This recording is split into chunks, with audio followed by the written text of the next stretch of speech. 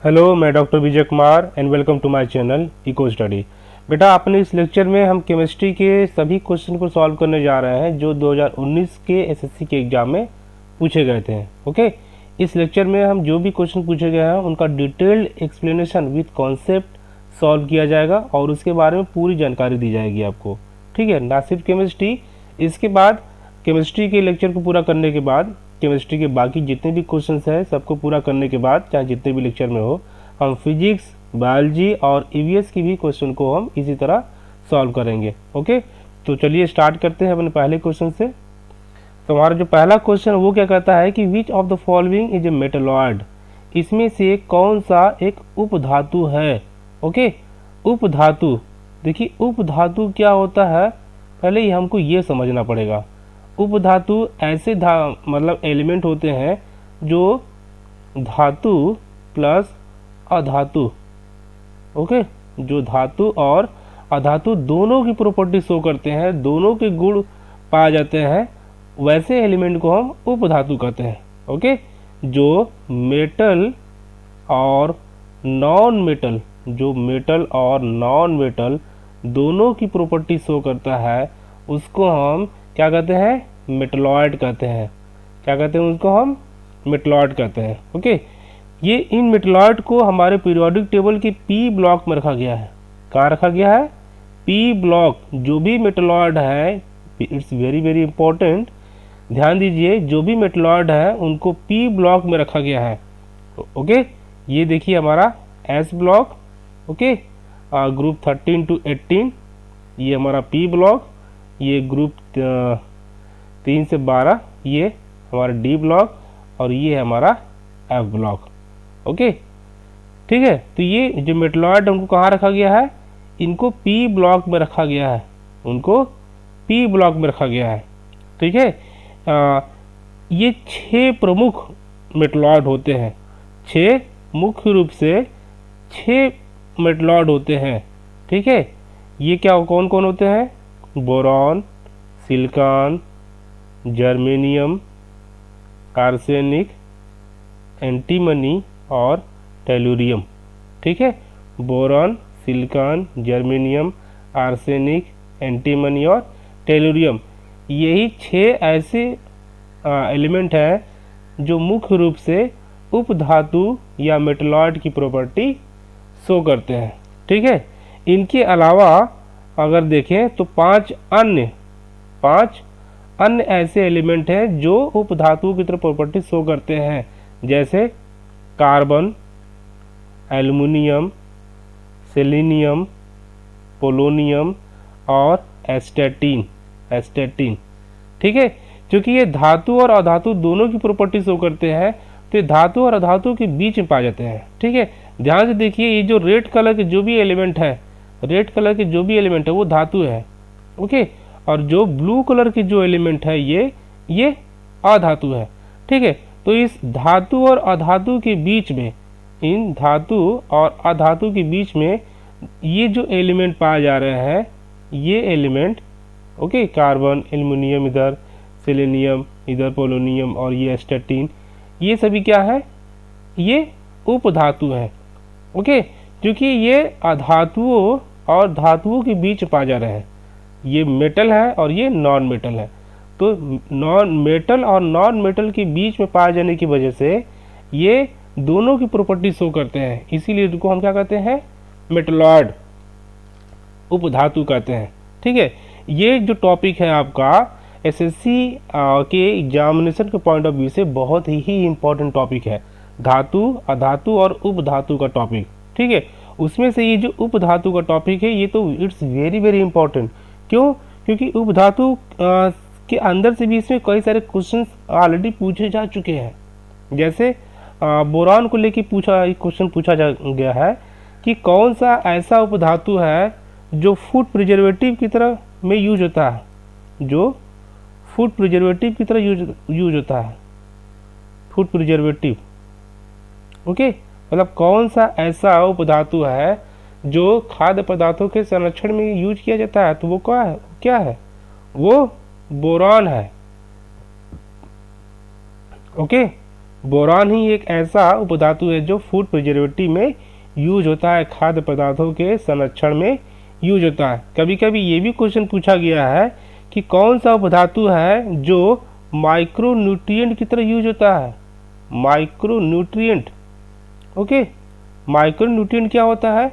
ऐसे न्यूट्रिएंट जिनकी requirement plant को बहुत ही लेस क्वांटिटी में होती है, बहुत ही कम मात्रा में होती है, ओके। प्लांट के ग्रोथ और डेवलपमेंट के लिए ये भी बहुत इंपॉर्टेंट होते हैं, लेकिन इनकी जो रिक्वायरमेंट होती है वो बहुत ही कम मात्रा में होती है। तो जिन न्यूट्रिएंट की, जिन एलिमेंट की मात्रा जिनकी रिक्वायरमेंट बहुत कम मात्रा में होती है, वैसे न्यूट्रिएंट को, ऐसे एलिमेंट को हम माइक्रो न्यूट्रिएंट कहते हैं। तो बोरान क्या है? बोरान माइक्रो न्यूट्रिएंट की तरह यूज होता है, ओके। जर्मेनियम को लेकर एक क्वेश्चन पूछता है कि कौन सा उपधातु है जो सेमीकंडक्टर की तरह यूज होता है। सेमीकंडक्टर, तो जर्मेनियम एक ऐसा उपधातु है जो सेमीकंडक्टर की तरह यूज होता है, ओके। ऐसे भी क्वेश्चन पूछता है कि कौन सा उपधातु कंप्यूटर के चिप में यूज होता है। जर्मेनियम सेमीकंडक्टर है तो चिप में इसी का यूज होता है, ठीक है। ट्रांजिस्टर में कौन सा उपधातु यूज होता है? ट्रांजिस्टर, अगर ऐसे पूछा जाए तभी इसका जवाब क्या होगा? जर्मेनियम, ठीक है। सोलर सेल में कौन सा उपधातु यूज होता है? सोलर सेल में कौन सा उपधातु यूज होता है? तो इसमें भी जर्मेनियम ही यूज होता है, ओके। एंटीमनी को एक क्वेश्चन लेके पूछता है, एंटीमनी को लेकर एक क्वेश्चन पूछता है कि कौन सा उपधातु माचिस के तीलियों में यूज होता है। It's very very important. माचिस की तीलियों में, माचिस की तीलियों में कौन सा उपधातु यूज होता है? तीलियों में कौन सा उपधातु? तो वो है एंटीमनी। इसमें antimony sulphide, antimony sulphide use होता है, ठीक है। पोलोनियम को लेकर एक क्वेश्चन पूछता है। पोलोनियम के सबसे अधिक आइसोटोप पाए जाते हैं। सबसे अधिक आइसोटोप किसके पाए जाते हैं? पोलोनियम के। वो भी कितने हैं? ये 27 आइसोटोप है पोलोनियम के। और पोलोनियम ही सबसे प्रथम, ये प्रथम मानव निर्मित एलिमेंट है, ओके। ये नेचुरली प्रेजेंट नहीं था, इसे बनाया गया है, ठीक है। तो प्रथम मानव निर्मित जो एलिमेंट है वो कौन सा है? पोलोनियम, ठीक है, पोलोनियम। तो ये रहा। तो हमारा आंसर इसमें से कौन सा होगा? हमारा आंसर इसमें सिलिकॉन होगा, ठीक है, सिलिकॉन। आगे बढ़ते हैं। नेक्स्ट क्वेश्चन है कि methyl propane is an isomer of. Methyl propane एक आइसोमर है किसका?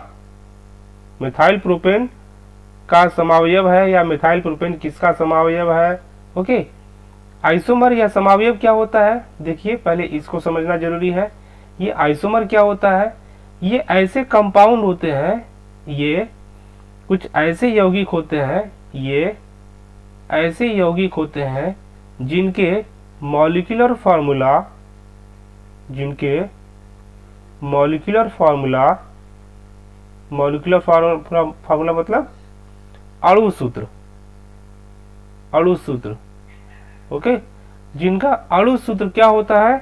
समान हो, सेम हो, ठीक है। जिनका मॉलिक्यूलर फार्मूला सेम हो लेकिन उनकी फिजिकल और केमिकल प्रॉपर्टी अलग हो, ठीक है। परंतु उनकी जो गुण होता है, फिजिकल और केमिकल, रासायनिक और भौतिक गुण, वो क्या हो? वो डिफरेंट हो, भिन्न हो, डिफरेंट हो, ओके।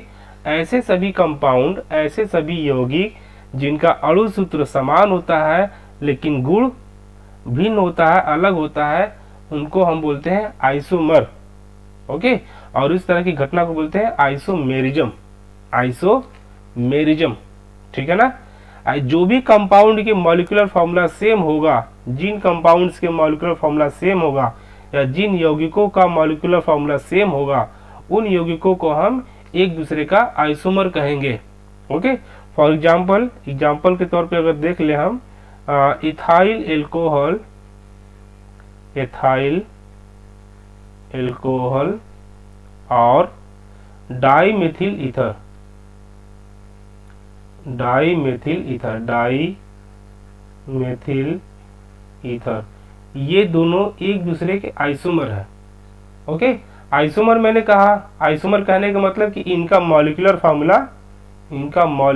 फार्मूला या अणु सूत्र वो क्या होगा, जरूर सेम होना चाहिए। ओके, तभी एक दूसरे के आइसोमर है। देख लीजिए, एथिल अल्कोहल का फॉर्मूला क्या होता है, C2H5OH। डाईमेथिल ईथर का फॉर्मूला क्या होता है, डाईमेथिल, डाई मतलब दो, मिथाइल, दो मिथिल ग्रुप है ईथर में। ओके, एक ये ईथर का फंक्शनल ग्रुप हो गया, और ये CH3। ओके, इनका मॉलिक्यूलर फॉर्मूला देखिए तो C2H6O है। इनका देखिए, इनमें भी कार्बन 2 है, हाइड्रोजन 6 है, ऑक्सीजन 1 है। तो मॉलिक्यूलर फार्मूला इन दोनों का सेम है, लेकिन ये फंक्शनल ग्रुप अलग है, एल्कोहल है और ये ईथर है। तो इनकी केमिकल प्रॉपर्टी, फिजिकल प्रॉपर्टी, रासायनिक और भौतिक गुण का अलग होगा, और इनका भी फिजिकल और केमिकल प्रॉपर्टी अलग होगा। ठीक है, भले ही फिजिकल और केमिकल प्रॉपर्टी अलग है, लेकिन ये मॉलिक्यूलर फार्मूला ये क्या है, ये सेम है। मॉलिक्यूलर फार्मूला इनका सेम है। तो जिन भी कंपाउंड्स के, जिन भी यौगिकों के मॉलिक्यूलर फार्मूला सेम होता है, उनको हम आइसोमर कहते हैं या समावयव कहते हैं। ठीक है, तो चलिए देखते हैं, क्वेश्चन को सॉल्व करते हैं। मिथाइल प्रोपेन किसका आइसोमर है। ओके, एन हेक्सेन में कार्बन 6, क्योंकि ये सभी एल्केन है। ओके, हेक्सेन में 6 कार्बन होता है, ब्यूटेन में 4 कार्बन, प्रोपेन में 3 कार्बन और पेंटेन में 5 कार्बन होते हैं। क्या पूछ रहा है, मिथाइल प्रोपेन पूछ रहा है। इसमें प्रोपेन वर्ड है, प्रोपेन वर्ड होने का मतलब कि इसमें कार्बन का नंबर कितना होगा, 3 होगा। इसमें मिथाइल ग्रुप जुड़ा हुआ है, तो इस तीनों कार्बन में से किसी एक पे मिथाइल ग्रुप होगा, क्योंकि कार्बन 3 ही है। ओके, तो ये जो पहला कार्बन, इसकी वैलेंसी 4 करने के लिए यहाँ पे H3 होगा, मिथिल ग्रुप ये भी हो जाएगा। इसकी वैलेंसी पूरे करने के लिए एक मिथिल ग्रुप ये हो जाएगा। ठीक है, तो यहाँ पे जो मिथिल ग्रुप होगा वो दूसरे कार्बन पे अटैच होगा। ठीक है, CH3, और इसकी वैलेंसी पूरा करने के लिए यहाँ हम हाइड्रोजन अटैच कर दे रहे हैं।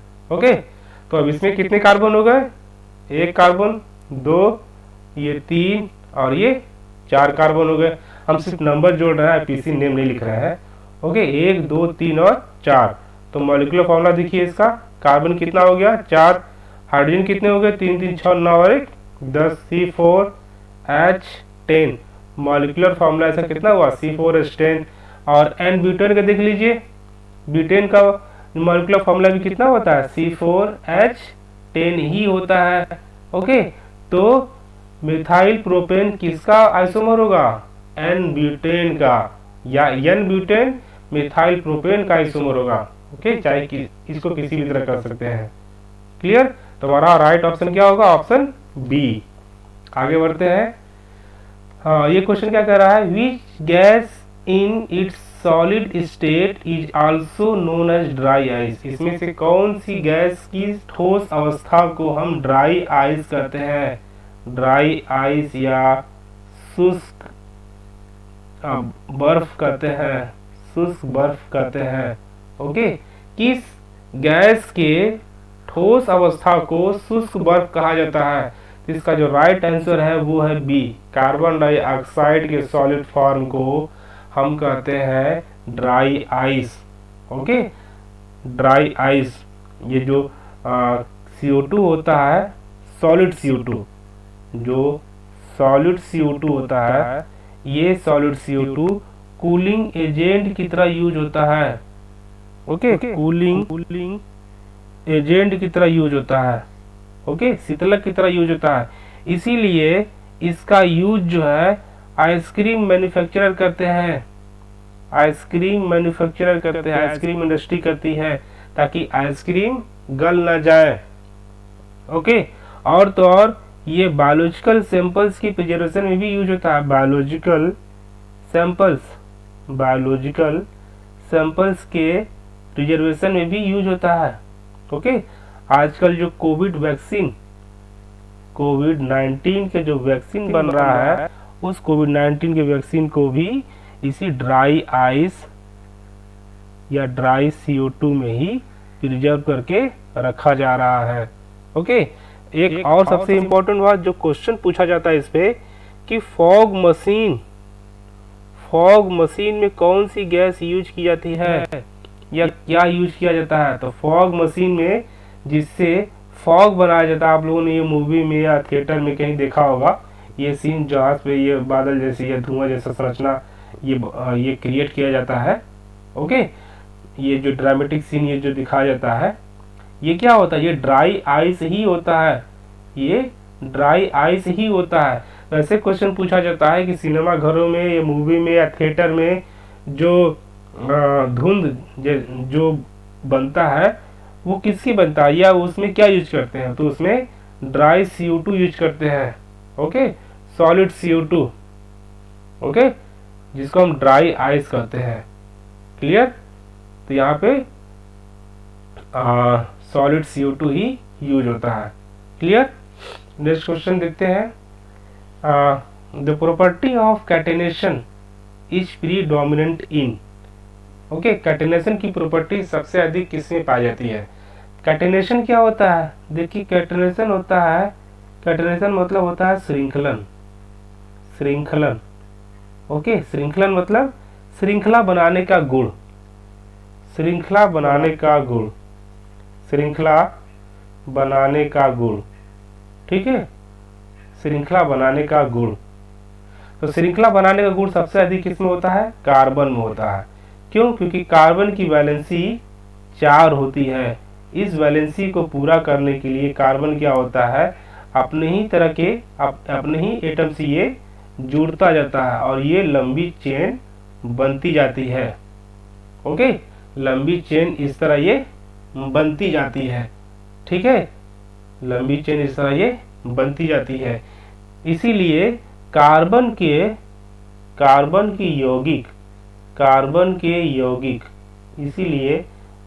के यौगिक सबसे अधिक नंबर में पाए जाते हैं। सबसे अधिक यौगिक अगर किसी के पाए जाते हैं तो वो कार्बन के यौगिक ही पाए जाते हैं। और कार्बन के यौगिक को हम क्या कहते हैं, कार्बनिक यौगिक, ऑर्गेनिक कंपाउंड। ओके, तो कार्बनिक यौगिक सबसे अधिक मात्रा में पाए जाते हैं। इसके पीछे क्या रीजन है, तो इसके पीछे जो रीजन है वो है क्या, कैटेनेशन की। ओके, क्योंकि कार्बन में कैटेनेशन की गुण या कैटेनेशन का गुण सबसे अधिक पाया जाता है। कार्बन में चेन बनाने के गुण या कार्बन में श्रृंखला बनाने के गुण सबसे अधिक होता है। इसीलिए जो है कि कार्बनिक यौगिक सबसे अधिक मात्रा में पाए जाते हैं। ठीक है, अच्छा, ये जो कैटेनेशन की प्रॉपर्टी होती है ये सिर्फ कार्बन में ही नहीं पाई जाती है, कार्बन में सबसे अधिक पाई जाती है। ठीक है, बाकी अन्य तत्वों में भी ये प्रॉपर्टी पाई जाती है, जैसे हाइड्रोजन हो गया, बोरॉन हो गया, सिलिकॉन हो गया, फास्फोरस हो गया एंड सल्फर। इसको भी याद रखिए। ओके, नेक्स्ट क्वेश्चन देखते हैं। Buckminster fluorine is an allotrope of. Buckminster fluorine किसका एलोट्रॉप है। एलोट्रॉप को हम हिंदी में कहते हैं अपरूप। इसको हम हिंदी में कहते हैं अपरूप। ओके, अपरूप क्या होता है, जब कोई तत्व एक से अधिक रूपों में पाया जाए। ओके, बहुत सिंपल डिफरेंशिएशन बता रहा हूं, एक से अधिक रूपों में पाया जाए, एक से अधिक रूपों में पाया जाए तो उसको हम बोलते हैं अपरूप। मान लीजिए कोई तत्व ए है। ओके, ये तत्व अलग अलग जब रूपों में पाया जाएगा, अलग अलग रूपों में पाया जाएगा। ओके, मान लीजिए ये इसके अलग अलग रूप है। ठीक है, ओके, तो इन अलग अलग रूपों को हम क्या कहेंगे, अपरूप कहेंगे, एलोट्रॉप कहेंगे। इन अलग अलग रूपों को हम क्या कहेंगे, एलोट्रॉप कहेंगे या हिंदी में अपरूप कहेंगे। ओके, फिर सुन लीजिए, जब कोई तत्व एक या से अधिक रूपों में पाया जाता है तो उसको हम अपरूप कहते हैं। ओके, अब ध्यान देने वाली बात थोड़ा सी और जो बारीक चीज है इसमें, इसको समझ लेते हैं।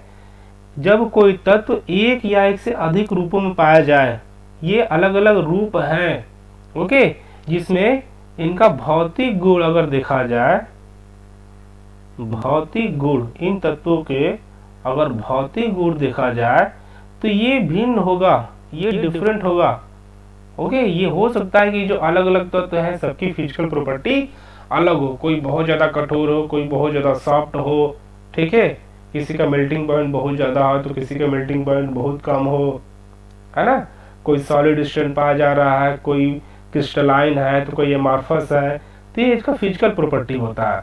तो इन सभी अपरूपों के एलोट्रॉप्स के जो फिजिकल प्रॉपर्टी होती है वो अलग अलग होती है, लेकिन जो रासायनिक गुण होती है, जो रासायनिक गुण होती है वो क्या होती है, समान होती है, वो एक जैसी होती है, ये कभी भी अलग नहीं होती है। अगर वो अपरूप है, अगर वो उसी का रूप है तो उसकी जो रासायनिक गुण होगी वो हमेशा एक समान रहेगी, और जो फिजिकल प्रॉपर्टी है, भौतिक गुण, वो हमेशा भिन्न रहेगी, ओके।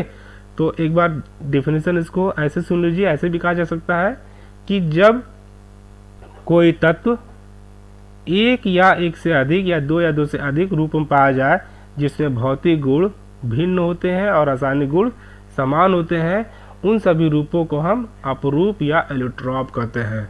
क्या कहते हैं, एलोट्रॉप कहते हैं। फॉर एग्जांपल कार्बन का अगर एग्जांपल देखा जाए तो कार्बन की जो अपरूप है वो है हीरा। कार्बन हीरा के रूप में भी पाया जाता है, जो सबसे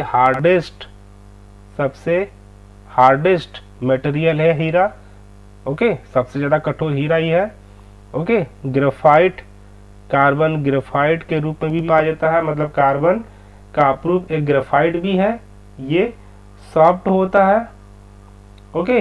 इसी ग्रेफाइट को पेंसिल में यूज करते हैं, पेंसिल में यही ग्रेफाइट यूज होता है जिससे लिखते हैं, ओके। इसके अलावा ये जो बैटरी की, जो टॉर्च की जो बैटरी होती है, इसके बीच में एक जो रॉड लगा होता है वो भी क्या होता है, ग्रेफाइट का ही लगा होता है, ओके। कोयला, कोयला भी क्या है, कार्बन का ही फॉर्म है, तो कोयला भी क्या है, कार्बन का ही अप्रूव कहलाएगा, ठीक है। काजल, क्योंकि ये सब क्वेश्चन पूछे गए हैं, काजल, कोयला, ठीक है। कोक, पूछा गया है कि इसमें से कौन कार्बन का अपरूप नहीं है, तो कोक, काजल, कोयला, ये सब कार्बन के अपरूप कहलाते हैं। इसमें कार्बन की प्रॉपर्टी, फिजिकल प्रॉपर्टी अलग है, कोयले की अलग है, काजल की अलग है, लेकिन कार्बन की जो रासायनिक गुण है, कार्बन की जो रासायनिक गुण है वो क्या है, वो सेम है, वो एक समान है, ठीक है। इसी तरह कार्बन के और भी अपरूप होते हैं, जैसे फ्लोरीन, फ्लोरीन, ठीक है, फ्लोरीन, ये भी क्या कार्बन का ही अपरूप है।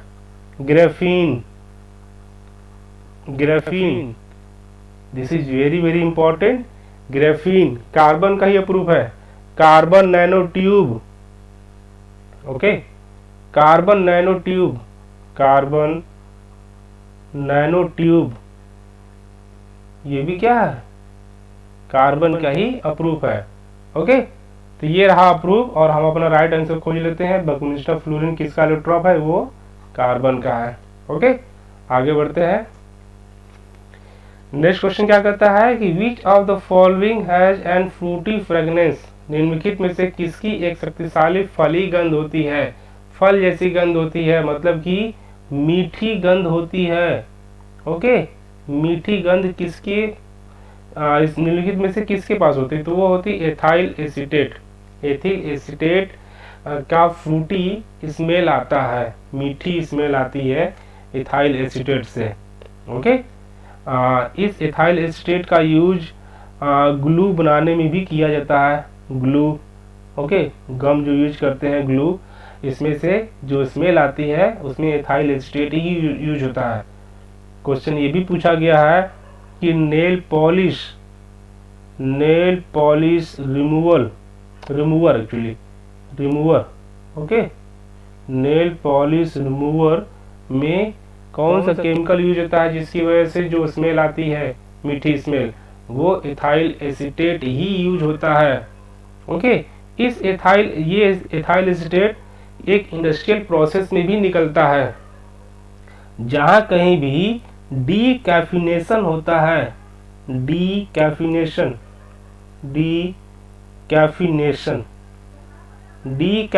कहने का मतलब क्या? कैफीन के निकालने को प्रोसेस को बोलते हैं डीकैफिनेशन। और कैफीन किसमें होता है? कॉफी में होता है और टी में होता है। ओके, तो कॉफी और टी के डीकैफिनेशन के प्रोसेस में जो गैस निकलती है, ओके, वो क्या होती है? वो इथाइल एसीटेट होती है। क्या होती है? Ethyl acetate. ओके, आगे बढ़ते हैं। नेक्स्ट क्वेश्चन क्या कहता है कि which of the following is an aldehyde? इसमें से कौन सा एक एल्डिहाइड है? देखिए, ये तो नाम लिखा है, अगर फॉर्मूला दिया होता तो फॉर्मूले को देख करके हम तुरंत बता देते कि कौन सा एल्डिहाइड है। ओके, एल्डिहाइड को जो फंक्शनल ग्रुप होता है वो होता है CHO। जिस भी केमिकल के फॉर्मूला में अगर CHO ग्रुप लगा होता है तो उसको हम एल्डिहाइड कहते हैं, लेकिन यहाँ तो फॉर्मूला लिखा नहीं है, तब कैसे करेंगे? तो एल्डिहाइड का IUPAC नाम से पता करेंगे। मतलब हमको IUPAC नेम भी बहुत अच्छे से पढ़ना है। ओके, तो एल्डिहाइड के नाम के लिए हम एल्केन से ई हटा देते हैं। एल्केन से ई रिमूव करके Al जोड़ देते हैं।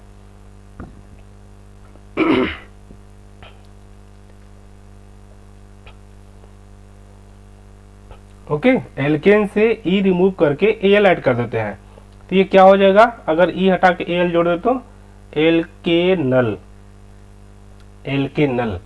ओके, एक कार्बन वाले कंपाउंड को क्या बोलते हैं? एक कार्बन वाले एल्केन क्या बोलते हैं? मीथेन बोलते हैं। ओके, दो कार्बन वाले को क्या बोलते हैं? इथेन बोलते हैं। तीन वाले को प्रोपेन बोलते हैं। ओके, तो एक ऐसा एल्डिहाइड जिसमें एक कार्बन हो उसको क्या बोलेंगे? मिथेनल। इसका IUPAC नेम क्या हो जाएगा? मिथेनल हो जाएगा। इसी तरह इसका क्या हो जाएगा? इथेनल हो जाएगा। इसी तरह इसका प्रोपेनल हो जाएगा। मतलब ध्यान से देखिए, तो इसके लास्ट में अल वर्ड जुड़ा हुआ है, तो यहाँ पे स्पेलिंग देखिए सबका, प्रोपेनल। ओके, तो ये हो गया हमारा एक एल्डिहाइड। ये एल्कोहल का फंक्शनल ग्रुप है। एल्कोहल का फंक्शनल ग्रुप है। अगर इसमें से क्वेश्चन पूछता कि इसमें से कौन सा एक एल्कोहल है तो वो प्रोपेनॉल हो जाता। ओके, ये कीटोन का फंक्शनल ग्रुप है। कीटोन का अगर क्वेश्चन पूछता कि इसमें से कौन सा एक कीटोन है तो प्रोपेनोन एक कीटोन हो जाता। Okay, clear? आगे बढ़ते हैं। नेक्स्ट क्वेश्चन है which of the following destroy ozone layer? Ozone layer को डिस्ट्रॉय कौन करता है? कौन सा केमिकल करता है? ओके, तो देखिए, ओजोन लेयर को डिस्ट्रॉय करने वाले केमिकल को तो पहले हम कहते हैं ozone depleting substances. Ozone depleting substances, और इस ओजोन डिप्लीटिंग सब्सटेंसेस का जो एग्जाम्पल है वो है हैलॉन्स।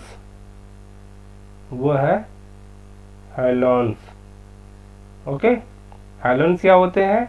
एक्चुअली ये क्लोरीन, फ्लोरीन और ब्रोमीन, क्लोरीन, फ्लोरीन और ब्रोमीन के कंपाउंड को हम हैलेंस कहते हैं। ओके, मतलब कि ऐसे सभी कंपाउंड जिसमें क्लोरीन पाया जाए, जिसमें फ्लोरीन पाया जाए, जिसमें ब्रोमीन पाया जाए, उसको हम हैलेंस कहते हैं। और ये क्या कहते हैं?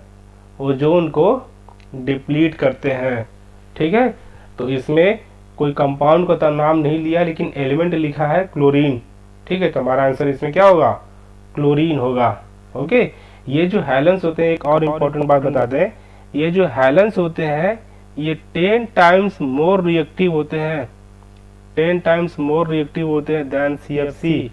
ओके, क्लोरोफ्लोरोकार्बन के अपेक्षा ये 10 गुना ज़्यादा ये ओजोन को डिप्लीट करते हैं। ओके, ये जो क्लोरोफ्लोरोकार्बन होते हैं, एक CFC का मॉलिक्यूल 1,00,000 ओके 1,00,000 ओजोन मॉलिक्यूल को डिस्ट्रॉय करता है। ओके तो ये इससे 10 गुना और ज्यादा ताकतवर होते हैं। क्लियर? तो हमारा राइट आंसर क्या होगा? Option C. आगे बढ़ते हैं question number 9। Which of the following metal is most ductile?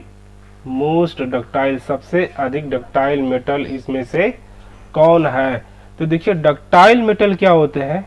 Ductile metal क्या होते हैं? ऐसे मेटल जिनको पतले तार के रूप में खींचा जा सके, जिनको पतले तार के रूप में खींचा जा सके उनको डक्टाइल कहते हैं। ओके जिनको पतले तार के रूप में जितनी दूरी तक खींचा जा सके वो उतना ही ज्यादा डक्टाइल एलिमेंट होता है, मेटल होता है। ठीक है, तो जो सबसे ज्यादा डक्टाइल मेटल होता है वो होता है गोल्ड। ओके इसके बाद जो होता है वो लेड है, फिर पैलेडियम, फिर प्लेटिनम, फिर सिल्वर, फिर वेनेडियम, फिर टीन, फिर एल्युमिनियम, फिर कॉपर। ओके तो सबसे ज़्यादा जो डक्टाइल एलिमेंट है, मेटल है, वो होता है गोल्ड। ओके इसको ज़्यादा देर अगर दूरी तक अगर खींचा जाए तो गोल्ड पतले तार के रूप में ज़्यादा खींचा जा सकता है कंपेरिजन टू ये सब एलिमेंट के।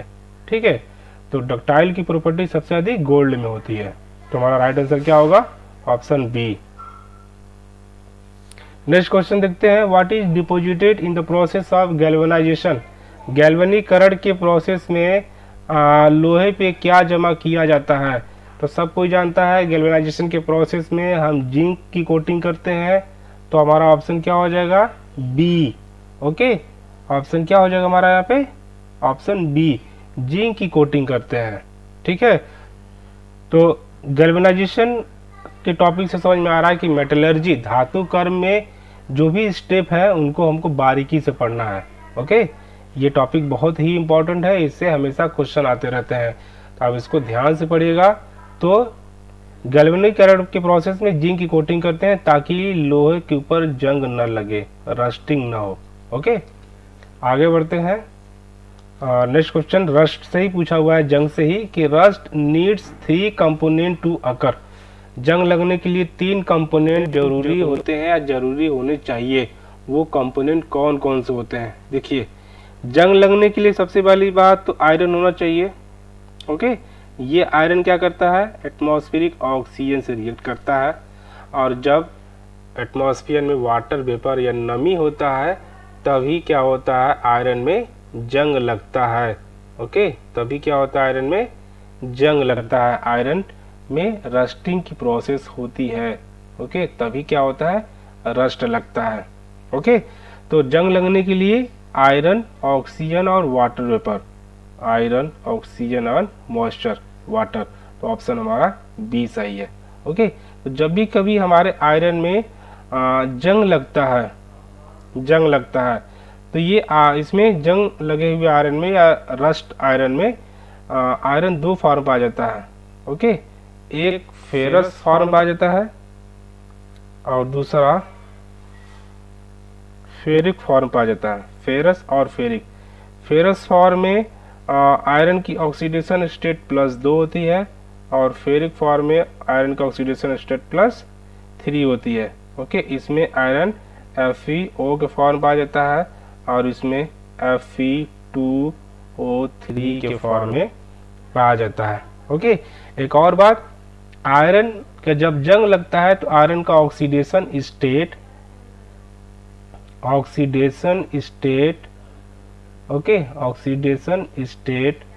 ऑक्सीकरण संख्या वो बढ़ जाती है। ओके बढ़ जाती है। क्लियर? आगे बढ़ते हैं। During photosynthesis green plants use energy from sunlight to synthesise with carbon dioxide. यहाँ पे ये क्वेश्चन पूछा है कि फोटोसिंथेसिस की अभिक्रिया में, रिएक्शन में जब फोटोसिंथेसिस होता है तो plant uses energy from sunlight, sunlight से एनर्जी यूज करते हैं टू सिंथेसाइज, बनाने के लिए, क्या बनाने के लिए वो पूछा है, with carbon dioxide and water. मतलब कि जब फोटोसिंथेसिस प्लांट करता है, फोटोसिंथेसिस प्लांट करता है तो फोटोसिंथेसिस में सनलाइट की प्रेजेंस में ये एटमॉस्फेरिक CO2 और सॉइल से वाटर एब्जॉर्ब करके क्या बनाता है ये पूछ रहा है। ओके, तो क्या होता है इस अभिक्रिया में कि 6 CO2 molecule plus 6 water molecule react करते हैं और क्या बनाते हैं, C6H12O6 ग्लूकोज बनाते हैं प्लस 6 ऑक्सीजन प्लस कुछ एनर्जी रिलीज होती है। ओके, तो इस प्रोसेस में क्या बनता है, ग्लूकोज बनता है। ऑप्शन बी सही है। आगे बढ़ते हैं। नेक्स्ट क्वेश्चन है, which of the following are among the few carbon containing compound not classified as organic. निम्नलिखित में से कौन सी कुछ कार्बन युक्त यौगिकों में से है जिन्हें कार्बनिक रूप में क्लासिफाइड नहीं किया गया है। ओके, मतलब पूछ रहा है कि ये जो कंपाउंड जो नीचे दिए गए हैं इसमें से कौन सा ऑर्गेनिक कंपाउंड नहीं है। तो ऑर्गेनिक कंपाउंड होने के लिए कार्बन हाइड्रोजन की डायरेक्ट बॉन्डिंग होनी चाहिए। ऐसे सभी कंपाउंड जिसमें कार्बन हाइड्रोजन से जुड़ा होता है डायरेक्ट, उसको हम ऑर्गेनिक कंपाउंड कहते हैं। ओके, मीथेन देख लीजिए CH4, इसमें कार्बन हाइड्रोजन के साथ डायरेक्ट बॉन्डिंग है। ओके, साइनाइड में देखिए कार्बन नाइट्रोजन के साथ जुड़ा हुआ है, इसमें हाइड्रोजन के साथ नहीं जुड़ा हुआ है। ओके, तो हमारा ऑप्शन ये सही हो सकता है, लेकिन हम बाकी ऑप्शन भी देखेंगे। प्रोपेन ये भी एल्केन है, इसमें भी कार्बन हाइड्रोजन के साथ जुड़ा हुआ है, C3H10, ये न्यूक्लिक एसिड। ओके, तो हमारा ऑप्शन कौन है, ऑप्शन सही बी, क्योंकि न्यूक्लिक एसिड भी क्या ऑर्गेनिक एसिड है, सॉरी ऑर्गेनिक कंपाउंड है, जिसमें बहुत सारे पेंटोज शुगर है, न जाने क्या क्या बहुत सारी चीज़ें हैं, थायमिन है, एडनिन है, ग्वानिन है, साइटोसिन है। ठीक है, पहले तो न्यूक्लिक एसिड 2 टाइप का हो गया, DNA RNA। ठीक है, ये DNA RNA में भी एडनिन, थायमिन, साइटोसिन, ग्वानिन ये सब चीज़ें पाई जाती हैं, वो जो भी, और वो सब क्या है, ऑर्गेनिक है। तो हमारा यहाँ पे आंसर क्या होगा, साइनाइड। क्लियर, आगे बढ़ते हैं। Metal oxides are in nature. Metal oxides किस प्रकृति के होते हैं, देखते हैं। एसिडिक होते हैं, बेसिक होते हैं, ऑर्गेनिक होते हैं, न्यूट्रल होते हैं। तो देखिए मेटल ऑक्साइड्स जो होते हैं, मेटल के ऑक्साइड को पहले तो मेटल ऑक्साइड कौन कौन होते हैं ये जान लीजिए। मेटल ऑक्साइड्स कौन कौन है, जैसे मान लीजिए कोई मेटल ले लीजिए, सोडियम, सोडियम का ऑक्साइड, मैग्नीशियम ले लीजिए, मैग्नीशियम का ऑक्साइड, कैल्शियम ले लीजिए, कैल्शियम का ऑक्साइड। ओके, ये जो ऑक्साइड वाटर से रिएक्ट करते हैं, जब ये वाटर से रिएक्ट करते हैं तो ये रिएक्ट करके क्या करते हैं, अपने अपने हाइड्रोक्साइड बनाते हैं, अपने अपने हाइड्रोक्साइड बनाते हैं। ये कैल्शियम हाइड्रोक्साइड बना लेगा। Okay, sodium hydroxide, magnesium hydroxide और कैल्शियम हाइड्रोक्साइड। ठीक है, तो इनमें देखिए एक चीज कॉमन है, हाइड्रोक्सिल ग्रुप। ओके, जहां भी हाइड्रोक्सिल ग्रुप पाया जाता है वो कैसा होता है, बेसिक होता है, बेसिक होता है, क्षारीय होता है। वो कैसा होता है, क्षारीय होता है। ठीक है, तो मेटल के ऑक्साइड्स कैसे होंगे, बेसिक इन नेचर। कैसे होंगे, क्षारीय होते हैं, they are basic in nature. Okay, ये तो हो गया मेटल ऑक्साइड का। लेकिन नॉन मेटल की क्या बात है, नॉन मेटल अगर क्वेश्चन पूछ लिया जाए आपसे तो, कि नॉन मेटल के ऑक्साइड कैसे होते हैं, नॉन मेटल के ऑक्साइड कैसे होते हैं, क्या ये भी बेसिक ही होते हैं। देखिए कोई नॉन मेटल ले लेते हैं, कार्बन नॉन मेटल है, इसका ऑक्साइड कार्बन डाइऑक्साइड, ये वाटर से रिएक्ट कराइए, इसको क्या बना लिया, क्या बना लिया, H2CO3। ये क्या है, कार्बोनिक एसिड है। क्या है ये, कार्बोनिक एसिड है, कार्बोनिक एसिड, ये तो एसिड है ना। तो नॉन मेटल के ऑक्साइड क्या बना रहे हैं, एसिड बना रहे हैं। कोई और एग्जांपल देख लेते हैं, सल्फर का ऑक्साइड SO2, इसको वाटर से रिएक्ट कराइए, ये क्या बना लेता है, H2SO4, सल्फ्यूरिक एसिड। कोई और नॉन मेटल लेते हैं, नाइट्रोजन, इसका ऑक्साइड NO2, ये वाटर से रिएक्ट कराइए इसको, ये क्या बना दिया HNO3 नाइट्रिक एसिड। तो नॉन मेटल के ऑक्साइड क्या बनाते हैं, एसिड, और मेटल के ऑक्साइड क्या बना रहे हैं, ये बेस बना रहे हैं, ये बेस बना रहे हैं। ओके, तो हमारा राइट आंसर क्या होगा, ऑप्शन बी। नेक्स्ट क्वेश्चन देखते हैं। William crooks was a physical chemist, एक फिजिकल केमिस्ट था, who discovered and named the element, जिसने खोज की और उसका नाम दिया। मतलब पूछ रहा है कि विलियम क्रूक्स एक फिजिकल रसायन शास्त्री थे जिन्होंने उस एलिमेंट की खोज की और उसका नाम दिया। तो उस एलिमेंट का नाम पूछ रहा है, उस एलिमेंट का नाम है थैलियम। ओके, थैलियम की खोज विलियम क्रूक्स ने की थी और थैलियम का नाम भी विलियम क्रूक्स ने ही दिया था। ओके, नेक्स्ट क्वेश्चन देखते हैं। Electron was discovered in, electron proton neutron के बारे में हर साल क्वेश्चन पूछा जाता है, तो ये बहुत ही इंपॉर्टेंट टॉपिक है। एटम की संरचना, इसको ध्यान से पढ़ना है। तो इलेक्ट्रॉन की खोज किसने की थी, जे टॉमसन ने, हम जानते हैं, स्कूल डे से ही पढ़ते आ रहे हैं। नेक्स्ट क्वेश्चन क्या कहते हैं, मीथेन गैस, मीथेन गैस को अलग करने वाले पहले व्यक्ति थे। मीथेन गैस को आइसोलेट सबसे पहले किसने किया था, उनका नाम पूछ रहा है। ओके, फिर आगे कह रहा है, उन्होंने पता लगाया कि मीथेन को हवा के साथ मिलाया जा सकता है और बिजली की चिंगारी द्वारा विस्फोट किया जा सकता है। ठीक है, तो जिन्होंने खोज किया उन्होंने ये भी बताया कि मीथेन हवा के साथ मिक्स हो जाता है और ये बिजली की चिंगारी की तरह ये विस्फोट भी करता है। तो बिजली की चिंगारी की तरह विस्फोट कौन करता है, मीथेन ही करता है। ऑब्वियसली आगे क्वेश्चन इसमें एक बना हुआ है, देखेंगे, मीथेन ही करता है। तो मीथेन को सबसे पहले आइसोलेट किसने किया था, वो थे एलेसेंड्रो वोल्टा, एलेसेंड्रो वोल्टा। इनसे जुड़ी एक और इम्पोर्टेंट बात है जिसको एग्जाम में पूछा जाता है कि इलेक्ट्रिक बैटरी, इलेक्ट्रिक बैटरी की खोज किसने की, तो वो है एलेसेंड्रो वोल्टा। ओके, तो राइट आंसर क्या होगा, ऑप्शन ए। आगे बढ़ते हैं। ये क्या कह रहा है कि which of the following element is an actinide, कौन सा एलिमेंट एक एक्टिनाइड है। देखिए, एक्टिनाइड और लेंथेनाइड हमारे पीरियोडिक टेबल के एफ ब्लॉक में नीचे रखे गए हैं। ये है लेंथेनाइड सीरीज, ये सभी लेंथेनाइड है, और ये क्या है, एक्टिनाइड है। ओके, ये दो लेंथेनाइड सीरीज और एक्टिनाइड सीरीज बहुत ही इंपॉर्टेंट है, इट्स एक्सट्रीमली इंपॉर्टेंट। इसको किसी न किसी तरह याद करना ही है आप लोगों को, क्योंकि हर साल इससे या इससे क्वेश्चन बनते ही बनते हैं। ओके, तो चलिए देखते हैं, सॉल्व करते हैं लेंथेनाइड को। ठीक है, तो लेंथेनाइड सीरीज को हम देख लेते हैं कि लेंथेनाइड में कौन कौन से एलिमेंट, सॉरी एक्टिनाइड की बात करें अभी ना, एक्टिनाइड में कौन कौन से एलिमेंट पाए जाते हैं।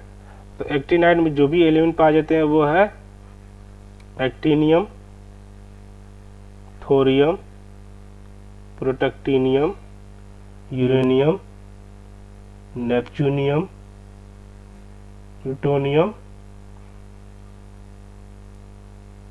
और americium, curium, berkelium, californium, einsteinium, okay, fermium, mendelevium और नोबेलियम, और ये lawrencium, lawrencium. Okay, actinium, thorium, protactinium, uranium, neptunium, plutonium, americium, curium, okay, berkelium, californium, einsteinium, fermium, mendelevium, nobelium और ये लॉरेशियम। ठीक है, तो इन सभी एलिमेंट को हमें याद रखना है। जो एक्टिनाइड सीरीज है वो एटॉमिक नंबर 89 से लेकर के 103 तक है, 103 तक है। ओके, तो इन सभी तत्वों को याद करने के लिए मैंने अपने तरीके से, जब मैं पढ़ रहा था तो मैंने याद कर लिया था एक ट्रिक बना करके। आप लोगों को सूटेबल लगे तो आप लोग इसको याद कर सकते हैं। जैसे देखिए मैंने क्या याद किया था कि एक्टिनियम ने थोरियम को प्रोटेक्ट किया। क्या किया? ये प्रोटेक्टिनियम है, प्रोटेक्ट किया। एक्टिनियम ने थोरियम को प्रोटेक्ट किया, तो यूरेनियम ने नेपच्यूनियम को लूट लिया। प्लूटोनियम है ना, लूट लिया। ओके, एक्टिनियम ने थोरियम को प्रोटेक्ट किया, तो यूरेनियम ने नेपच्यूनियम को लूट लिया, प्लूटोनियम लूट लिया। ओके, इस पर अमेरिका के सीएम, हालांकि सीएम नहीं होते हैं वहां पे, इस पर अमेरिका के सीएम ने क्या किया? बर्कले और कैलिफोर्निया में क्या किया? आइंस्टीन को एफएम सुनाया। ओके, इस पर अमेरिका के सीएम ने बर्कले और कैलिफोर्निया में आइंस्टीन को एफएम सुनाया, और क्या किया? और मेंडल को नोबेल पुरस्कार दिया। क्यों? उनके लॉ के लिए, लॉरेशियम। ओके, लॉरेशियम। ठीक है, फिर से देख लीजिए। एक्टिनियम ने थोरियम को प्रोटेक्ट किया, तो यूरेनियम ने नेपच्यूनियम को लूट लिया। एक्टिनियम ने थोरियम को प्रोटेक्ट किया, तो यूरेनियम ने नेपच्यूनियम को लूट लिया। इस पर अमेरिका के सीएम ने बर्कले और कैलिफोर्निया में आइंस्टीन को एफएम सुनाया और मेंडल को नोबेल प्राइज दिया उनके लॉ के लिए, लॉरेशियम। ओके, तो इस तरह हम अपना ऑप्शन चूज करते हैं। इसमें से कौन सा एक्टिनाइड है? इसमें से जो एक्टिनाइड एलिमेंट है वो कौन सा है? यूरियम है। ओके, तो ऑप्शन सी हमारा यहाँ पे सही है। लेंथेनाइड भी क्वेश्चन पूछ दिया कि इसमें से कौन सा लेंथेनाइड एलिमेंट है। देखिए एक्टिनियम तो भी होगा नहीं, फ्रांसियम हम जानते हैं कि हमारे एस ब्लॉक के फर्स्ट ग्रुप का एलिमेंट है। Okay, lithium, sodium, potassium, rubidium, caesium और ये फ्रांसियम यहाँ पे है, देख लीजिए, तो ये भी नहीं होगा। पोलोनियम हम देखे थे हमारे पी ब्लॉक में है, पोलोनियम पी ब्लॉक में है, तो पोलोनियम भी नहीं होगा। कौन सा होगा? सीरियम ही होगा हमारा lanthanide.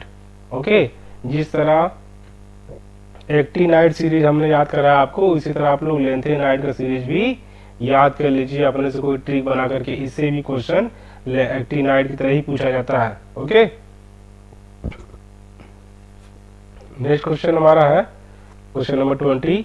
In his periodic table Mendeleev could not assign correct position to.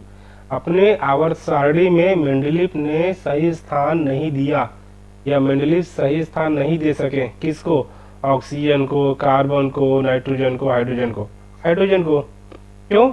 क्योंकि हाइड्रोजन की जो प्रॉपर्टी थी वो अल्कली मेटल से भी मिलती थी, ये एस ब्लॉक वाले एलिमेंट से भी मिलती थी, और पी ब्लॉक वाले एलिमेंट से भी मिलती थी, और हैलोजन से भी मिलती है एक्चुअली हैलोजन। ओके, तो अल्कली एस ब्लॉक और पी ब्लॉक दोनों की प्रॉपर्टी शो करता है हाइड्रोजन।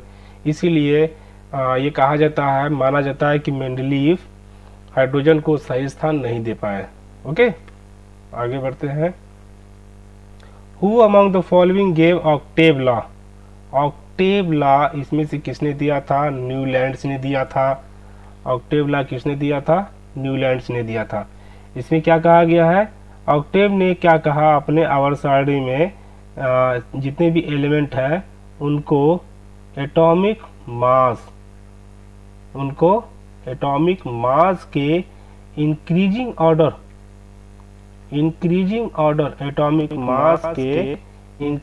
ऑर्डर में सभी एलिमेंट को रखा। ओके, सभी एलिमेंट को रखा। This is very very important कि न्यूलैंड्स ने अपने ऑक्टेव लॉ के अकॉर्डिंग या अपने आवर्त सारणी में जो एलिमेंट थे उनको किस बेसिस पे रखा, तो उनको एटॉमिक मास के इंक्रीजिंग ऑर्डर में रखा। ठीक है, और उन्होंने बताया कि जब एलिमेंट को एटॉमिक मास के इंक्रीजिंग ऑर्डर में रखा जाता है तो जो 8वां एलिमेंट होता है उस एलिमेंट की प्रॉपर्टी पहले एलिमेंट की प्रॉपर्टी की जैसे ही होती है। मतलब पहले एलिमेंट की जो प्रॉपर्टी होती है वो प्रॉपर्टी 8वें एलिमेंट में देखा जाता है। ओके, इसलिए इसको बोले ऑक्टेव लॉ। ठीक, तो हमारा राइट आंसर यहाँ पे ऑप्शन सी। आगे बढ़ते हैं। क्वेश्चन नंबर 22 क्या कहता है, what is the popular name of ascorbic acid. Ascorbic acid का पॉपुलर नेम क्या है। तो एस्कॉर्बिक एसिड का पॉपुलर नेम सब जानते हैं क्या है, विटामिन सी। ये तो थोड़ा इजी क्वेश्चन था, लेकिन इसी तरह आपको जितने भी विटामिन है सबका कॉमन नेम, साइंटिफिक नेम आपको याद करके रखना है। Okay, for example vitamin A का अगर बात करें तो इसका जो साइंटिफिक नेम है, केमिकल नेम है, कॉमन नेम है, वो क्या है, रेटिनॉल। क्या है, रेटिनॉल। विटामिन बी12 की अगर बात करें तो ये क्या है, साइनोकोबालएमीन।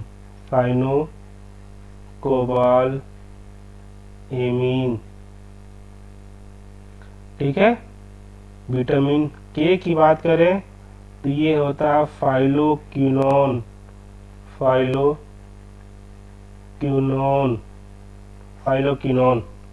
ठीक है। विटामिन सी एस्कॉर्बिक एसिड जान ही गए हैं। बाकी और भी कुछ विटामिन है, जैसे विटामिन बी1, इसका नाम सब जानते होंगे, उसको क्या कहते हैं, थायमीन। विटामिन बी1 को हम थायमीन कहते हैं। बी2 क्या कहते हैं, राइबोफ्लाविन। विटामिन बी2 को राइबोफ्लाविन कहते हैं। इसी तरह विटामिन बी6 भी होता है जिसको पायरिडॉक्सिन कहते हैं, जिसको हम पायरिडॉक्सिन कहते हैं। ओके, और इसी तरह विटामिन डी होता है। विटामिन डी को हम कैल्सीफेरॉल कहते हैं। ओके, तो ये सब चीजें याद करने वाली है, आप इसको याद रख लीजिए। आगे बढ़ते हैं। तो हमारा राइट आंसर यहाँ पे क्या होगा, vitamin C, option D. Explosion of cracker is an example of. Cracker मतलब पटाखे। ओके, जब पटाखा का विस्फोट होता है तो उसमें कौन सी अभिक्रिया होती है, कंबशन होता है, प्रेसिपिटेशन होता है, डिकम्पोजिशन होता है या इवापोरेशन होता है। चलिए देखते हैं। कंबशन मतलब जलना, पटाखा फूटता है तो कोई चीज जलती जरूर है। ठीक है, और बाकी ऑप्शन देखते हैं। प्रेसिपिटेशन क्या होता है, अगर आप किसी सॉल्यूशन के मिश्रण को या किसी मान लीजिए वाटर ऐसे मिट्टी घोल दीजिए तो मिट्टी कुछ देर बाद यहाँ पे बैठ जाती है, तो ये होता है प्रेसिपिटेशन। ओके, या इसमें आप सैंड डाल दीजिए तो सैंड क्या होगा, सैंड जाके इसके तल पे बैठ जाएगा, तो ये प्रेसिपिटेशन कहलाता है। डिकम्पोजिशन क्या कहलाता है, जब कोई डेड ऑर्गेनिक मैटर,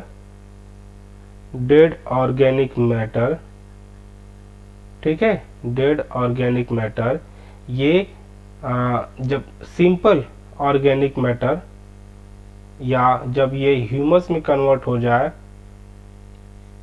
तब उसको बोलते हैं डिकम्पोजिशन। मान लीजिए कोई प्लांट है, उसकी लीफ, ओके, उसकी लीफ टूटी, जमीन पे गिरी, ग्राउंड पे, कुछ दिन बाद, कुछ महीनों बाद ये पत्ती जो होती है वो डिकम्पोज हो जाती है, वो सड़ जाती है, गल जाती है, इसको बोलते हैं डिकम्पोजिशन। ओके, ये कौन करता है, डिकम्पोजिशन कौन करता है, ये करते हैं बैक्टीरिया और फंजाई। दोनों करते हैं, ये दोनों डिकम्पोजर्स हैं। तो ये भी ऑप्शन गलत है, इवेपोरेशन। पटाखे के जलने में इवेपोरेशन थोड़े ना होता है, तो हमारा ऑप्शन कौन सही है, कंबशन। आगे बढ़ते हैं। Question number 24, what is the dominant chemical present in vinegar. Vinegar का हिंदी में कहते हैं सिरका। ठीक है, सिरका में जो केमिकल पाया जाता है उसका नाम क्या है? तो सिरके में जो केमिकल होता है, चलिए ऑप्शन को देख के लगाते हैं, ऐसे नहीं करते हैं क्वेश्चन को सॉल्व। पहले पूरे ऑप्शन पढ़िए। मैलिक एसिड, मैलिक एसिड हम जानते हैं ये कच्चे सेब और प्लस और ये किसी कहाँ पाया जाता है? केला में पाया जाता है, तो ये ऑप्शन तो नहीं होगा। फॉर्मिक एसिड, ये तो चींटियों के काटने से जो निकलता है एसिड, चींटियों के काटने से जो एसिड निकलता है उसको फॉर्मिक एसिड कहते हैं। ओके। सल्फ्यूरिक एसिड, ये तो H2SO4 है। ओके। जो H2SO4 जो एसिड अटैक में यूज होता है, जिसको लोग एसिड अटैक में जो फेंकते हैं, एसिड अटैक, ओके, उसमें सल्फ्यूरिक एसिड ही होता है। या जो ट्रेडिशनल बैटरी जो होती है, ओके, उसमें भी सल्फ्यूरिक एसिड होता है। ओके, जिसको हम तेजाब भी लोग कहते हैं, तेजाब। ये तो होगा नहीं। ओके, ऑप्शन यही बच रहा है, लेकिन इसको हम जानते नहीं है इथेनोइक एसिड क्या होता है।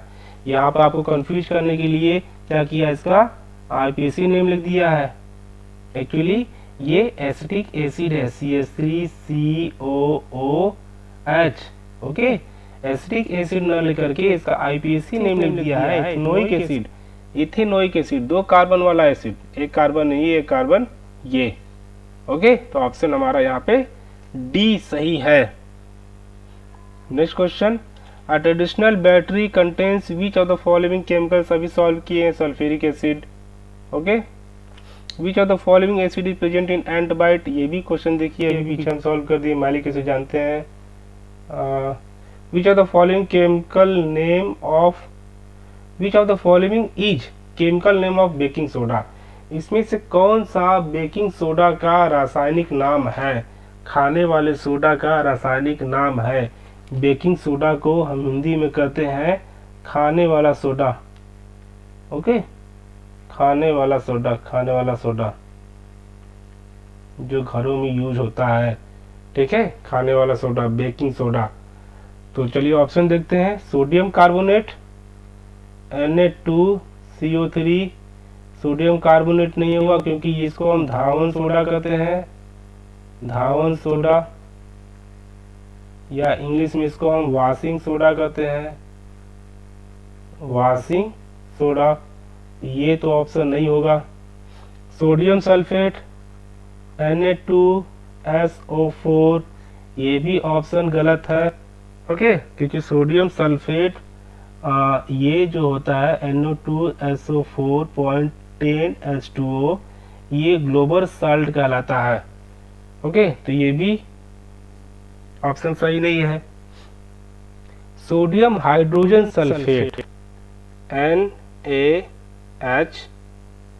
Carbonate, sodium hydrogen carbonate, NaHCO3, इसको सोडियम बाइकार्बोनेट भी कहते हैं। Sodium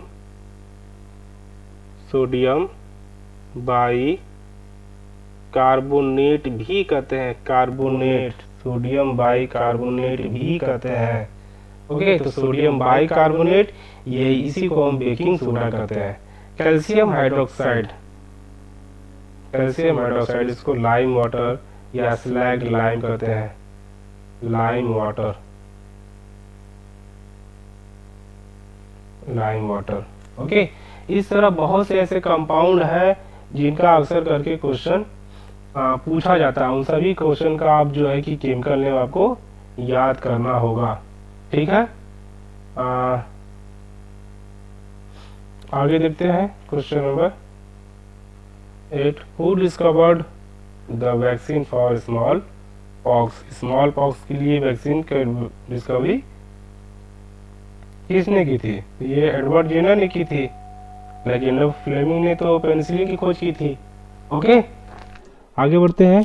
who discovered the first vaccine for small pox या चेचक या छोटी माता की वैक्सीन की खोज किसने की थी? एडवर्ड जेनर ने। ठीक है, अलेक्जेंडर फ्लेमिंग ने किसी खोज की थी? इन्होंने पेनिसिलिन की खोज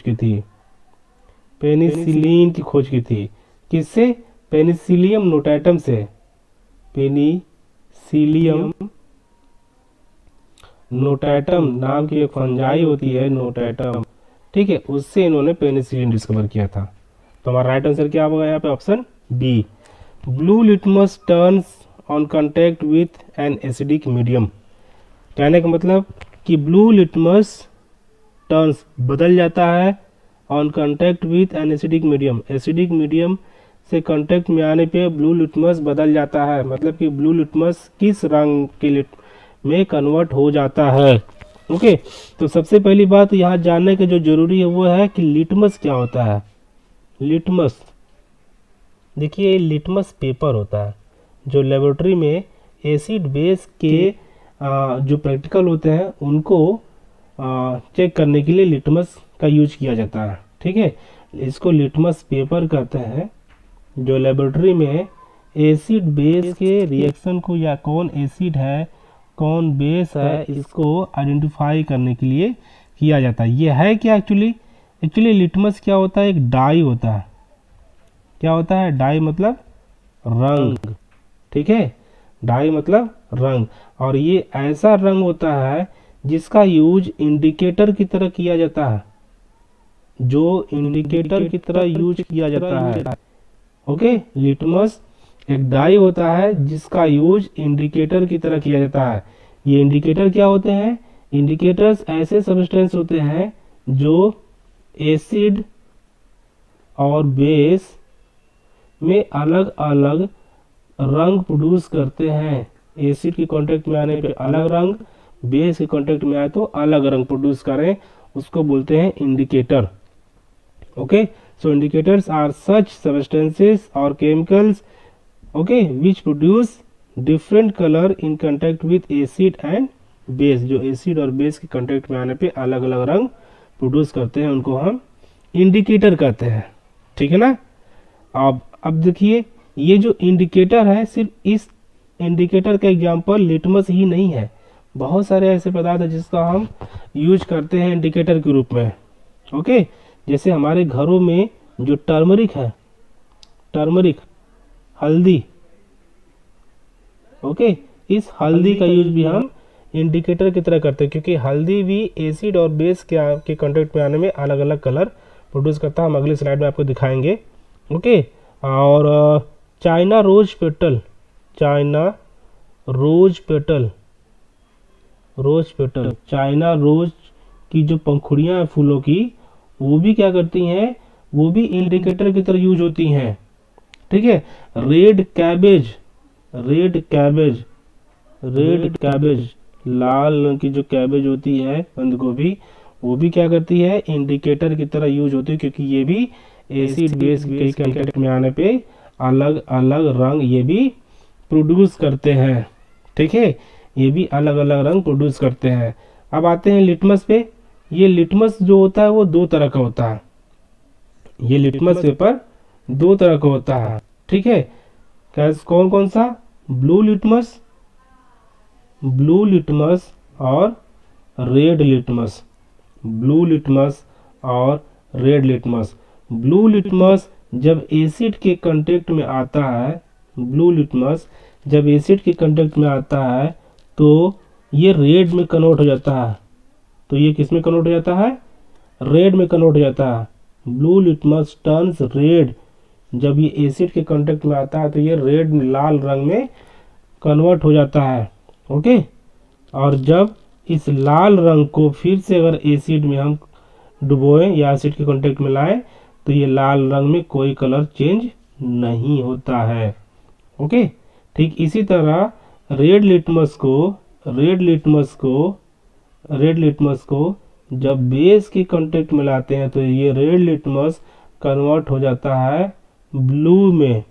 ओके, और जब इस ब्लू लिटमस को बेस में लाते हैं तो यहाँ पे कोई कलर नहीं देता है, ठीक है। इसको हम आगे इस फिगर से समझ सकते हैं। देखिए ये है लिटमस पेपर, ये रेड लिटमस, ये ब्लू लिटमस, ये पीएच स्केल है, लिटमस पेपर बना हुआ है, ठीक है।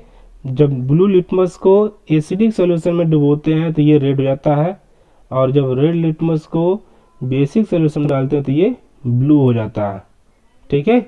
और ये यूनिवर्सल पीएच पेपर होता है, ठीक है, जो ना ही ब्लू होता है और ना ही रेड होता है। ये बेसिक सॉल्यूशन में आता है तो ये ब्लू हो जाता है, और रेड सॉल्यूशन में आता है तो ये क्या हो जाता है, जब एसिडिक में आता है तो ये रेड हो जाता है। ठीक है, यहाँ देखिए ये ब्लू लिटमस एसिड नींबू के रस में यहाँ जब टच करते हैं तो ये ब्लू हो जाता है।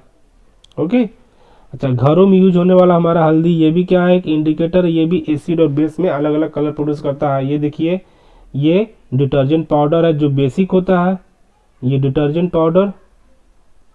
ओके, ये कैसा होता है, डिटर्जेंट बेसिक होता है।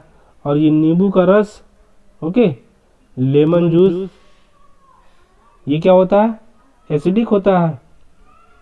ओके, तो हल्दी का अगर एक आप पेपर लीजिए, पेपर पे हल्दी का पेस्ट बना करके अगर उस पेपर पे लगा दीजिए, जहाँ आप डिटर्जेंट यूज करेंगे इस हल्दी पे, तो जहाँ जहाँ डिटर्जेंट लगेगा वो देखिए रेड हो गया है। ठीक है, और जहाँ जहाँ आप एसिडिक सॉल्यूशन डालेंगे, नींबू का रस डालेंगे, वो येलो हो जाएगा। तो ये जो टर्मरिक होता है या जो हल्दी होता है, ये बेसिक, ये बेस के साथ क्या करता है, ये रेड कलर प्रोड्यूस करता है। ठीक है, और एसिड के साथ ये येलो कलर प्रोड्यूस करता है। ठीक है, ये याद रखिएगा। आगे बढ़ते हैं। What is the dominant chemical present in detergent powder. Detergent powder में जो डोमिनेंट केमिकल होता है वो क्या होता है। देखिए, पहले तो डिटर्जेंट क्या होता है इसको जान लेते हैं। डिटर्जेंट क्या होता है, ये एक सर्फेक्टेंट होता है। क्या होता है, सर्फेक्टेंट होता है। इसको हिंदी में पृष्ठ क्रिय कारक कहते हैं, पृष्ठ सक्रिय कारक, पृष्ठ सक्रिय कारक कहते हैं। ओके, मतलब जो सरफेस टेंशन, पृष्ठ तनाव, सरफेस टेंशन, हिंदी में पृष्ठ तनाव कम जो कर दे, जो पृष्ठ तनाव कम कर देता है उसको हम सर्फेक्टेंट कहते हैं। ओके, तो जो डिटर्जेंट होता है वो सर्फेक्टेंट की तरह यूज होता है। तो डिटर्जेंट क्या होता है, मिक्सचर ऑफ सर्फेक्टेंट होता है। It is a mixture of surfactant. Detergent क्या होता है, मिक्सचर ऑफ सर्फेक्टेंट होता है। ये साबुन की तरह ही होता है, ये सोप की तरह ही होता है।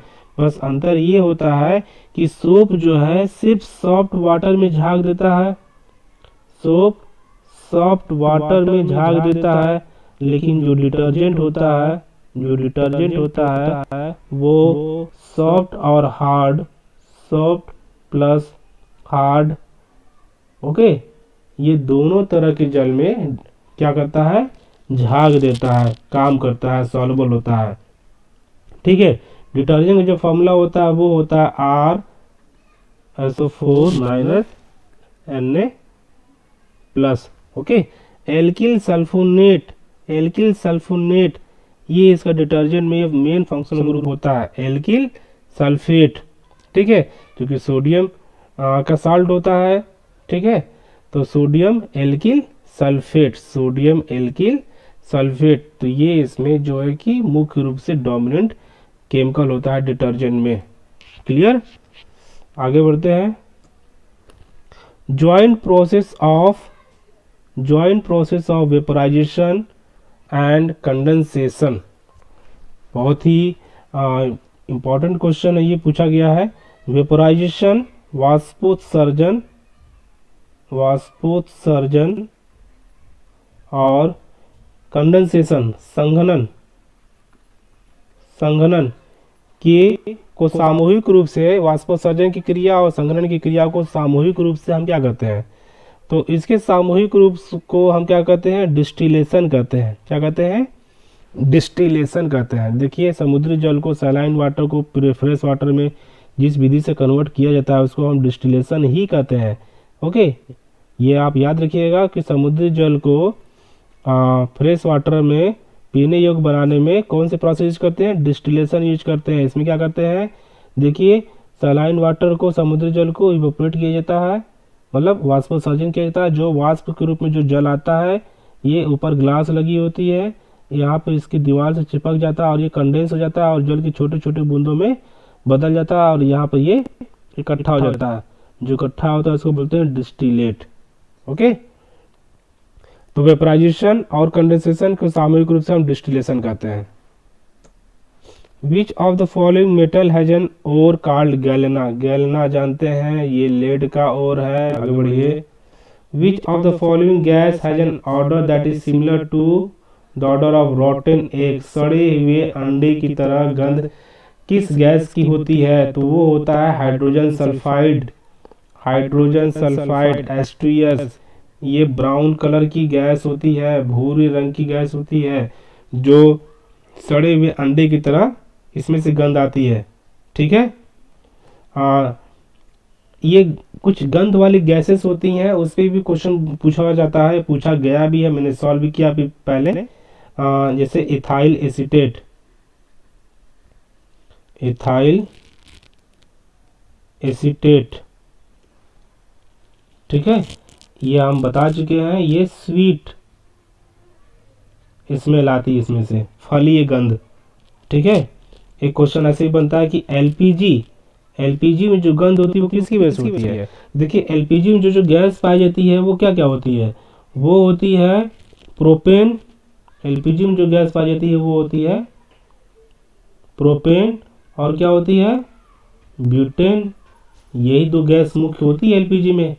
ओके, तो इस एलपीजी में इन दोनों गैस की वजह से गंध नहीं होती है, क्योंकि ये दोनों गैस क्या होती है? ऑर्डरलेस है, इसमें कोई गंध नहीं होती है।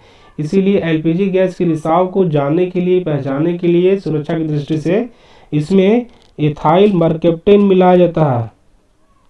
इथाइल मरकेप्टेन बहुत ही इंपॉर्टेंट है ये मरकेप्टेन। ओके, इथाइल मरकेप्टेन मिलाया जाता है। ओके, जिसकी वजह से इसको आसानी से पहचाना जाता है कि गैस लीक हो रही है, गैस का रिसाव हो रहा है। आगे बढ़ते हैं, तुम्हारा यहाँ पर राइट आंसर क्या होगा? Option A. Name the element that must be present in a compound to classify it as an organic compound. Organic compound, कार्बनिक यौगिक। ओके, कार्बनिक यौगिक होने के लिए कौन सा एलिमेंट कार्बनिक यौगिक में प्रेजेंट होना चाहिए? उस एलिमेंट का नाम बताइए। नेम द एलिमेंट, उस एलिमेंट का नाम बताइए दैट मस्ट बी प्रेजेंट, जो मुख्य रूप से जरूर प्रेजेंट होना चाहिए इन अ कंपाउंड, उस यौगिक में, to classify it as an organic. Okay, किसी कंपाउंड को ऑर्गेनिक कंपाउंड कहने के लिए उस कंपाउंड में कौन सा तत्व का होना जरूरी है? तो कार्बनिक कंपाउंड है तो कार्बन होना चाहिए, option A. Dolomite is an ore of which of the following metal. Dolomite, dolomite क्या होता है? ये कैल्शियम और मैग्नीशियम का कार्बोनेट होता है। क्या होता है? कार्बोनेट होता है। ठीक है, कैल्शियम और मैग्नीशियम के कार्बोनेट होते हैं। तो डोलोमाइट किस मेटल का ओर है? कैल्शियम और मैग्नीशियम दोनों का है, तो इसमें ऑप्शन सिर्फ कैल्शियम है, तुम्हारा ऑप्शन डी होगा। ओके, अगर आपका ऑप्शन ऐसा रहता कैल्शियम मैग्नीशियम बोथ, ओके, तो ऑप्शन हमारा सी होता, ऑप्शन सी होता, D none of the above, calcium magnesium दोनों होता। आगे बढ़ते हैं। The scientific discipline concerned with, the scientific discipline concerned with the description of rock succession. Okay, rock के सक्सेशन से संबंधित कौन सी विज्ञान की शाखा है? सक्सेशन, रॉक सक्सेशन मतलब रॉक के अलग अलग लेयर कैसे बनते गए टाइम पीरियड के दौरान। ओके, समय के जैसे समय बीता गया वैसे रॉक के में लेयरिंग कैसी होती गई, कैसे बनते गए, रॉक में अलग अलग लेयर कैसे बनता गया, उसको बोलते हैं रॉक सक्सेशन। ठीक है, तो रॉक के सक्सेशन से संबंधित, रॉक के डिफरेंट लेयर से संबंधित ऐसी कौन सी विज्ञान की शाखा है वो बताना है। तो वो क्या है? स्ट्रेटिग्राफी। ओके, स्ट्रेटा मतलब होता है लेयर, स्ट्रेटा मतलब होता है layer. Okay, stratigraphy different layers की बात कर रहा है, डिफरेंट रॉक के लेयर की बात कर रहा है, तो ऑप्शन हमारा क्या हो गया यहाँ पे? Option B. नेक्स्ट क्वेश्चन है, is the primary acid present in bananas. Banana में ये हम क्वेश्चन सॉल्व कर चुके हैं। बनाना में मैलिक एसिड होता है, फॉर्मिक एसिड च्यूटियो में, सल्फ्यूरिक एसिड बैटरी में यूज होता है। ओके, तो हमारा ऑप्शन कौन सा सही होगा? Option C. At what temperature does iron melt, किस टेम्परेचर पे आयरन मेल्ट करता है, मतलब आयरन का मेल्टिंग पॉइंट पूछा है, तो ये होता है 1538 degree Celsius. Option A. The pH of pure water at 25 degree Celsius, 25 degree Celsius पे शुद्ध वाटर जल का पीएच कितना होता है? तो शुद्ध जल का पीएच 25 डिग्री सेल्सियस पे होता है 7। 6 होगा नहीं क्योंकि एसिडिक हो जाएगा, 8 और 9 होगा नहीं क्योंकि बेसिक हो जाएगा। कितना होगा? 7। Iron boils at what, iron boils at about इतना डिग्री सेल्सियस। आयरन मतलब लोहा लगभग इतने डिग्री सेल्सियस पे बॉयल करने लगता है। ओके, तो वो होता है 2861 डिग्री सेल्सियस। एक्चुअली 62 होता है, यहाँ पे 61 लिखा हुआ है। 2862 डिग्री सेल्सियस पे लोहा आयरन जो है बॉयल करने लगता है। ठीक है, तो ऑप्शन सी हमारा राइट आंसर होगा। रिपीटेशन क्वेश्चन का आगे बढ़ते हैं। Which element used to make the coil used in water heater, water heater में जो कॉइल लगा होता है वो किस एलिमेंट का बना होता है, ये पूछ रहा है क्वेश्चन। तो वो नाइक्रोम होता है। क्या होता है? नाइक्रोम। नाइक्रोम में एक्चुअली निकिल होता है, क्रोमियम होता है और आयरन होता है, ये इनसे बना होता है। ओके, तो ये क्या होगा? Nichrome. Enzymes are that act as a catalyst, catalyst नहीं, कैटलिस्ट, उत्प्रेरक। ओके, एंजाइम्स उत्प्रेरक की तरह काम करते हैं और वो होते हैं, क्या होते हैं? कैल्शियम होते हैं? नहीं। कार्बोहाइड्रेट होते हैं? नहीं। विटामिन होते हैं? नहीं। एंजाइम्स प्रोटीन होते हैं जो कैटलिस्ट की तरह काम करते हैं कोशिकाओं में। ठीक है, एंजाइम्स की क्या होते हैं? प्रोटीन के बने होते हैं। ठीक है, एंजाइम्स प्रोटीन के बने होते हैं। Enzymes are made up of protein या enzymes are proteinaceous in nature. Okay, next question. Which of the following gases turns lime water milky, इसमें से कौन सी गैस या कौन सी gases lime water calcium hydroxide को मिल्की दूधिया रंग में कन्वर्ट कर देती है? हमारे स्कूल डेज में हमने एक्सपेरिमेंट किया है। ओके, लाइम वाटर ये ले लिए, लाइम वाटर में CO2 गैस पास कराते हैं, तो जैसे ही पास कराते हैं तो CO2 गैस क्या करती है? कैल्शियम हाइड्रोक्साइड से रिएक्ट करके कैल्शियम कार्बोनेट बना देती है। कैल्शियम कार्बोनेट क्या होता है? ये इनसॉल्युबल होता है, इनसॉल्युबल अघुलनशील होता है। इसके छोटे छोटे ऐसे प्रेसिपिटेट बन जाते हैं। ठीक है, तो ये दूधिया रंग का दिखने लगता है। ओके, तो ऑप्शन हमारा क्या होगा? कार्बन डाइऑक्साइड, ये हमारा ऑप्शन सही होगा। लेकिन इसके बाद भी ये एक्सपेरिमेंट हम लोग कंटिन्यू किए थे। जब एक्सेस CO2 पास करते हैं इस दूधिया वाले इस वाले टेस्ट ट्यूब में, जो ये कैल्शियम कार्बोनेट बन गया, जब हम इसमें और CO2 पास करते हैं तो ये CO2 कैल्शियम कार्बोनेट से रिएक्शन करके कैल्शियम बाइकार्बोनेट बना देता है और ये कैल्शियम बाइकार्बोनेट सॉल्युबल होता है। ये कैसा होता है? घुलनशील होता है। इसलिए ये दूधिया कलर फिर से ट्रांसपेरेंट हो जाता है। ओके, इन दोनों बातों की याद रखिएगा। आगे बढ़ते हैं। नेक्स्ट क्वेश्चन है, which of the following compound has the highest density? Osmium के पास हाईएस्ट डेंसिटी होती है। इसका एटॉमिक नंबर ऑस्मियम का 76 होता है। ओके, ऑस्मियम की डेंसिटी सबसे ज़्यादा होती है, बहुत ज़्यादा होती है ऑस्मियम की डेंसिटी। आगे बढ़ते हैं। ये क्वेश्चन क्या कह रहा है? Is one of the following important technique, ये निम्नलिखित में से एक महत्वपूर्ण टेक्निक है for the separation of mixture, mixture के सेपरेशन के लिए यूज जो होता है वो एक इम्पॉर्टेंट टेक्निक है। By passing it in solution, इसे सॉल्यूशन में पास करके या सस्पेंशन में पास करके जब हम मिक्सचर को सेपरेट करते हैं तो मिक्सचर को सेपरेट करने की ये निम्नलिखित में से एक फॉलोइंग इंपॉर्टेंट टेक्निक है। ओके, जिसे एक थ्रू ए मीडियम, एक मीडियम से होके गुजारते हैं, in which the components moves at different rate. Okay, एक ऐसी टेक्निक जिसमें हम किसी मीडियम से होकर के जब गुजारते हैं तो गुजार करके जब हम उसे क्या करते हैं? सॉल्यूशन या सस्पेंशन में जब हम मिक्सचर को सेपरेट करते हैं तो ऐसे विधि को हम क्या कहते हैं, वो इम्पोर्टेंट टेक्निक क्या होती है जिसमें हम सॉल्यूशन या सस्पेंशन में पास करके हम किसी मिक्सचर को हम अलग करते हैं, सेपरेट करते हैं, जिसमें उसके कंपोनेंट अलग अलग रेट से मूव करते हैं, तो उसको बोलते हैं क्रोमेटोग्राफी। क्रोमेटोग्राफी एक ऐसी टेक्निक है जिसमें हम क्या करते हैं, अलग अलग मिक्सचर को सेपरेट करते हैं, अलग अलग मिक्सचर को हम क्या करते हैं, सेपरेट करते हैं, हम मिक्सचर को सेपरेट करते हैं, ठीक है। और ये मिक्सचर को सेपरेट हम किसी सॉल्यूशन में करते हैं या किसी सस्पेंशन में करते हैं, ठीक है, किसी सॉल्यूशन में करते हैं या किसी सस्पेंशन में करते हैं। सॉल्यूशन और सस्पेंशन बड़ा बड़ा टॉपिक है, इसे हम पढ़ेंगे, ठीक है। और ये एक ऐसा टेक्निक है जिसमें अलग अलग जो मिक्सचर में अलग अलग कंपोनेंट अलग अलग रेट से मूव करते हैं, ठीक है, अलग अलग कॉलम ये ऊंचाई पे ऐसे चढ़ते जाते हैं, ठीक है।